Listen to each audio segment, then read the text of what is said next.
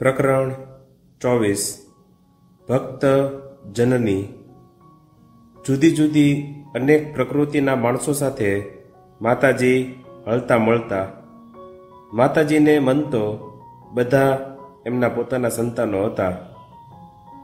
શ્રી મામાં દેશદાજ સાથે દેશ કે પ્રજાના ભેદભાવથી પર એવું અસીમ વૈશ્વિક માતૃત્વ હતું. સ્વામીજી પશ્ચિમમાંથી આવ્યા પછી કેટલાક પાશ્ચાત્ય અનુયાયીઓ ભારતમાં આવવા લાગ્યા. આમાંના ઘણા અનુયાયીઓ માતાજીના દર્શને આવતા. ભગીની નિવેદિતા માતાજીના ઘનિષ્ઠ સંપર્કમાં આવેલા. એમણે માતાજી વિશે લખ્યું છે, માતાજી તો માધુર્ય મૂર્તિ છે, કેવા નમ્ર, કેવા પ્રેમાળ અને સાવ નાની બાલિકા જેવા સરળ. માતાજીના વાત્સલ્યને દેશ ભાષાના સીમાડા ન હતા. પાશ્ચાત્ય મહિલાઓ પણ જ્યારે માતાજીને મળતી ત્યારે આપોઆપ એમના મનમાં મમતા જન્મતી અને માતાના ચરણે નાની બાલિકાઓ રમતી હોય એવા ભાવ અનુભવતી. શ્રી રામકૃષ્ણ સંઘના પ્રચાર અને પ્રસારની સાથે શ્રી મા પાસે વિવિધ દેશના વિવિધ ધર્મોના નર નારીઓ દીક્ષા લઈને ધન્ય બનતા. હિન્દુ, ખ્રિસ્તી, પારસી, મુસલમાન ભક્તો મા પાસેથી દીક્ષા મંત્ર લઈને ઈશ્વરને માર્ગે આગળ વધ્યા છે. મા પોતે ગ્રામ્ય બંગાળી સિવાય બીજી ભાષા બોલી શકતા નહીં. દીક્ષાર્થી બંગાળીથી અપરિચિત હોય, તામિલ કે પોતાની પ્રાંત ભાષા જ જાણતા હોય, પરંતુ દીક્ષાર્થીના શબ્દોનો ભાવ માં બરાબર સમજી જતા. બંગાળીમાં બોલતા છતાં માના કહેવાનો મર્મ શિષ્યને બરાબર હૃદયંગમ બની જતો. એ વિશે માં કહેતા, કોણ સારું, કોણ ખરાબ, કોણ કેવું એ હું બધું જાણું. શ્રી માએ સત્વગુણી અંતઃકરણવાળી વ્યક્તિને જોઈને નાની ઉંમરનાને પણ મંત્ર દીક્ષા આપીને સાધના માર્ગે ચડાવેલ છે. દીક્ષાર્થીની વિનંતી કે પરિચિત ભક્તોની ભલામણથી ન છૂટકે માં દીક્ષા આપતા અને કહેતા, જપ, ધ્યાન, સાધન, ભજન કરતા રહેજો, જોજો મને ડૂબાડતા નહીં. દીક્ષા પછી એકવાર ભક્તે શ્રી માને પૂછ્યું, માં, ઈશ્વર લાભ માટેનો ઉપાય શો? ઘરમાં એક નાની ઘડિયાળ હતી. એને બતાવીને શ્રી માએ કહ્યું, આ ઘડિયાળ ટીક ટીક કરતી રહે છે, બરાબર એવી જ રીતે ઈશ્વર નામ જપતા રહો, એનાથી બધું થઈ જશે અને બીજું કંઈ કરવું નહીં પડે. શ્રી માની મમતાના પ્રવાહમાં જાતિ, પાતિ, વર્ણભેદ વગેરે સંકીર્ણતા ઓગળી જતી. બેલુર મઠમાં ચોરી કરવાને કારણે સ્વામી વિવેકાનંદે એક ઉડિયા નોકરને કાઢી મૂક્યો. તે ગરીબ હતો, એના પર આખા કુટુંબનો આધાર હતો. એ તો રડતો રડતો ગયો શ્રી મા પાસે. માતાજીએ એની નાહવા ખાવાની ગોઠવણ કરાવી. તે જ દિવસે સાંજે સ્વામી પ્રેમાનંદ માતાજીને પ્રણામ કરવા આવ્યા. તેમને માતાજીએ કહ્યું, જો બાબુરામ, આ માણસ બહુ ગરીબ છે. અત્યંત ગરીબાઈને લીધે એણે આમ ચોરી કરી હતી. તેથી કઈ ગાળો દઈને નરેને એને આમ કાઢી મૂકવો જોઈતો હતો. સંસારમાં કેટલું દુઃખ છે. તમે લોકો તો સંન્યાસી છો, તમે શું સમજો? આને પાછો લઈ જાઓ. આ સાંભળી સ્વામી પ્રેમાનંદ એમને સમજાવવા લાગ્યા કે આમ કરવાથી સ્વામીજી ગુસ્સે થશે. માતાજી ત્યારે ઉશ્કેરાઈને બોલ્યા, હું કહું છું કે લઈ જાઓ. સાંજ પડતા પહેલા એને લઈ સ્વામી પ્રેમાનંદ જેવા મઠમાં પ્રવેશ્યા કે સ્વામીજી બોલી ઉઠ્યા, બાબુરામનું કામ જો પેલાને ફરી પાછો લઈ આવ્યો છે. પણ જ્યારે સ્વામી પ્રેમાનંદે વિગતે વાત કહી ત્યારે સ્વામીજી ચૂપ થઈ ગયા. એક દિવસ શ્રી માએ એક બ્રહ્મચારીને કહ્યું, જો બધાની સાથે સંપીને રહેવું જોઈએ. ઠાકોર કહેતા શ સ એટલે બધું સહન કરી જાઓ. સહનશીલતા સમાન બીજો કોઈ ગુણ નથી. સંભાળ રાખનાર પ્રભુ બેઠા જ છે. શારદા દેવી બધા જ ભક્તોના મા બનીને રહ્યા. જેમ મા બાળકની સંભાળ લે એમ માતાજી બધા ભક્તોની સાર સંભાળ લેતા, બધાના સુખ દુઃખની ચિંતા કરતા ને બધા પર અપાર વાત્સલ્ય વરસાવતા. કેટલા ભક્તો માતાજીના દર્શન કરવા જયરામ વાટી જતા. તેમને બધાને પરમ આધ્યાત્મિક શાંતિનો અનુભવ થતો. શારદા દેવી હવે બધાના માતા અને ગુરુ બન્યા. બધાની જરૂરિયાતોની તેઓ કાળજી રાખતા. એકવાર પ્રખર નાટ્યકાર અને શ્રી રામકૃષ્ણ દેવના શિષ્ય ગિરીશચંદ્ર ઘોષ માતાજીના દર્શને જયરામ વાટી ગયા. ગિરીશ બાબુએ જોયું કે રોજ રાત્રે એમની પથારી ઉપર સ્વચ્છ ઓછાડ પાથરવામાં આવે છે. એમને ભારે આશ્ચર્ય થયું. એમણે તપાસ કરીને જોયું તો ખુદ માતાજી જ રોજ ગામના તળાવે જતા ને ઓછાડ તથા ઓશિકાના ગલેફને ધોઈ આવતા. એકવાર કોલકાતા જતા માતાજી વિષ્ણુપુરના સ્ટેશને ટ્રેનની રાહ જોતા હતા. ત્યાં એક હમાલ પાસે આવ્યો. એ રામ સીતાનો ભક્ત હતો. હમાલે માતાજીના ચરણે પડીને કહ્યું, માં, તમે જ માતા જાનકી છો. હું આપના દર્શન ઝંખતો હતો. મારા ભાગ્ય કે આપના દર્શન થયા. આમ કહેતા કહેતા તો હમાલની આંખમાંથી ચોધાર આંસુ વરસવા લાગ્યા. માતાજીએ હમાલની ભક્તિ ઓળખીને આશીર્વાદ આપીને કહ્યું, જો હવે રડ નહીં, જા ક્યાંકથી ફૂલ લઈ આવ. હું અહીં જ તને દીક્ષા આપીશ. તારું મન શાંત થઈ જશે. હમાલ ફૂલ લઈ આવ્યો. રેલવે સ્ટેશનના પ્લેટફોર્મ ઉપર જ માતાજીએ એને મંત્ર દીક્ષા આપી.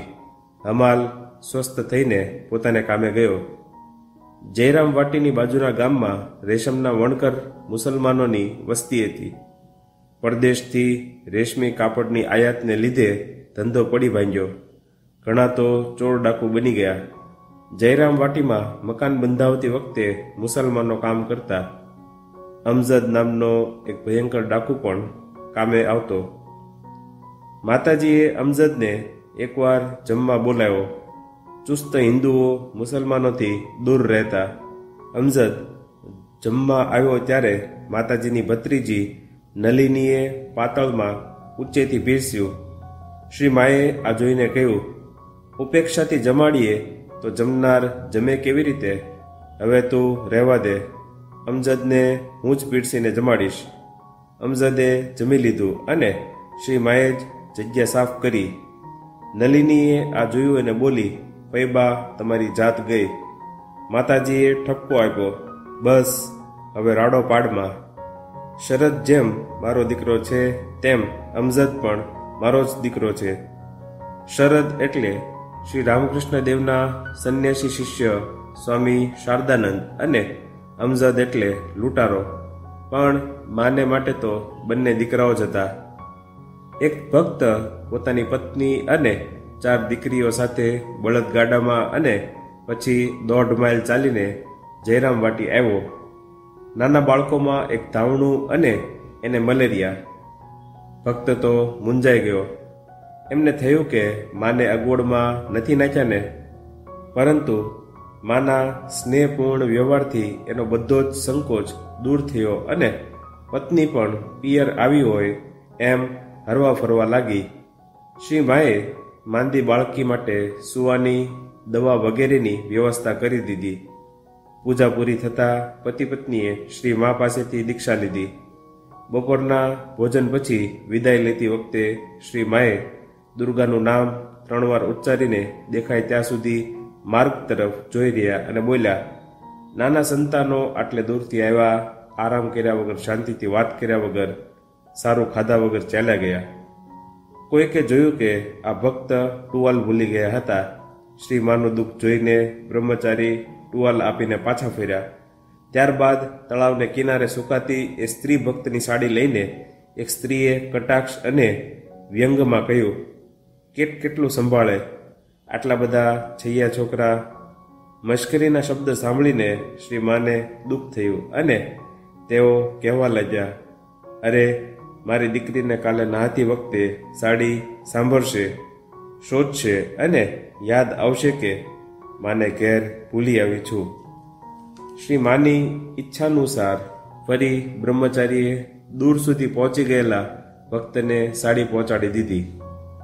એક દિવસ ઉનાળાની સાંજે માતાજી ઉદ્બોધનમાં ઉપલે માળે રસ્તા બાજુના વરંડામાં બેઠા બેઠા જપ કરતા હતા. તે દિવસોમાં રસ્તાને પેલે પાર મજૂરોના ઝૂંપડા હતા. એવા એક ઝૂંપડામાં એક માણસ પોતાની સ્ત્રીને ખૂબ મારતો હતો. પહેલાં તો તમાચાને મુક્કા મારવાનું શરૂ કર્યું, પછી એવી જોરથી એક લાત મારી કે બાપડી ખોળામાં બેઠેલ બાળક સાથે નીચે ચોકમાં ગબડી પડી. આ પછી પણ લાતો ચાલી. માતાજીનું જપ કરવાનું અટકી ગયું. વરંડાનો કઠેરો પકડી તેઓ ઊભા થઈ ગયા ને તીવ્ર સ્વરે ક્રોધ કરીને બોલ્યા, અરે, એ મૂર્ખ, બૈરીને મારી નાખવી છે કે શું? અરે રે! એ માણસ ત્યારે ક્રોધથી ઉન્મત્ત હતો, તો પણ એ માતૃમૂર્તિને જોતા વેત માથું નીચું કરી એણે મારવાનું બંધ કર્યું. માતાજી તરફથી સહાનુભૂતિ મળતા એ સ્ત્રી જોર જોરથી રડવા માંડી. એનો વાંક એટલો જ હતો કે એણે વખતસર રાંધ્યું ન હતું. થોડા વખત પછી એ માણસનો ગુસ્સો ઉતર્યો ને પછી એની સ્ત્રીને સમજાવવા બેઠો ત્યારે એકઠા મળેલા લોકો પોતપોતાને કામે ચાલ્યા ગયા. માતાજીની અજય માતૃશક્તિ આગળ વિદ્રોહીના સબળ મન પણ પરાજય સ્વીકાર કરે છે. એમ જાણી સંસારના સંઘર્ષમાં હારેલા ઘણા દુર્બળ લોકો પણ એમને શરણે આવતા. સૌ તેમનો ચુકાદો માની લેતા. એક દિવસ માતાજી કોવાલપાડાના જગદંબા આશ્રમમાં આંબલીના ઝાડ નીચે ખાટલા પર બેઠા હતા. તે વખતે એક ભંગી બાઈએ આવીને રડતા રડતા કહ્યું કે એના વરે એનો ત્યાગ કર્યો છે. એને માટે એણે બધું જ છોડ્યું હતું. હવે એ નિરાધાર બની છે. આ સ્ત્રીની દુઃખની વાત સાંભળી માતાજીને પણ દુઃખ થયું. એમણે ભંગીને બોલાવીને હેતપૂર્વક ઠપકો આપતા કહ્યું, એ તારે માટે બધું છોડીને આવી છે. આટલા દિવસો તે એની સેવા પણ સ્વીકારી છે ને હવે એને છોડીશ તો અધર્મ થશે. નરકમાં પણ તને સ્થાન નહીં મળે. માતાજીની વાત સાંભળી ભંગીનું હૃદય પીગળી ગયું ને એ પેલી સ્ત્રીને ઘેર લઈ ગયો. સામાજિક જીવનમાં માતાજી ગામડાના સંકીર્ણ નિયમો માની લેતા છતાં પણ ભક્તોની સાથેના વ્યવહારમાં તેઓ આવા કૃત્રિમ બંધનો સ્વીકારતા નહીં. શ્રી માએ એકવાર બધા ભક્તો માટે એકસાથે બેસીને નાસ્તાની વ્યવસ્થા કરી. મમરા અને જલેબીનો ભોગ શ્રી માએ ઠાકુરને ધરીને પછી મોટા થાળમાં મૂકી ભક્તોને ખાવા માટે મોકલી આપ્યા. બધા આનંદથી એકસાથે ખાવા લાગ્યા ને પાસેના ઓરડામાં ઊભા ઊભા સ્નેહાર્દ આંખે માતાજી જોઈ રહ્યા. શિષ્યો જમી લે પછી કોઈને પોતાની પાતળ તેઓ ઉપાડવા દેતા નહીં. આ બાબતમાં કોઈનો વિરોધ ચાલતો નહીં. માતાજી કહેતા, અરે, હું તમારી માં છું. જો માં બાળકોની સંભાળ નહીં રાખે તો પછી રાખશે કોણ? શ્રી માં પુરુષ ભક્તો અને શિષ્યોના જમ્યા પછી અંતે જમતા. જ્યારે કોઈ શિષ્ય સંતાન બીજે ગામ હટાણું કરવા જતા ત્યારે એમને આવતા ખૂબ સમય થઈ જતો. ક્યારેક તો સાંજ પણ પડી જતી. એવા સમયે શ્રી માં પોતે તેમની રાહ જોતા જમ્યા વગર બહાર ઓટલા પર જ બેસી રહેતા. કોઈ શિષ્ય જયરામ વાટીથી વિદાય થાય ત્યારે માતાજી ઉંબરે ઊભા રહેતા ને ક્યાંય સુધી દૂર દૂર જતા બળદગાડાને જોઈ રહેતા. ગાડું દેખાતું બંધ ન થાય ત્યાં સુધી ઉંબરે ઊભા રહેતા અને તેમની આંખમાં આંસુના તોરણ બંધાતા. શિષ્યોને લાગતું કે તેઓ જાણે પોતાની જ માંથી છૂટા પડે છે. શ્રી માનું માતૃત્વ માનવ પ્રત્યે જ નહીં પરંતુ પશુ પંખી કીટ માટે પણ વહેતું રહેતું. પોપટ ગંગારામ શ્રી માને માં એ માં કહીને બોલાવતો. માં પણ આવું છું એમ કહીને ચણ પાણી આપતા એક સાધુએ પૂછ્યું, તમે શું સૌની માં? આ બધા પ્રાણી પંખી કીટની પણ માં? શ્રી માએ કહ્યું, એ સૌની પણ માં.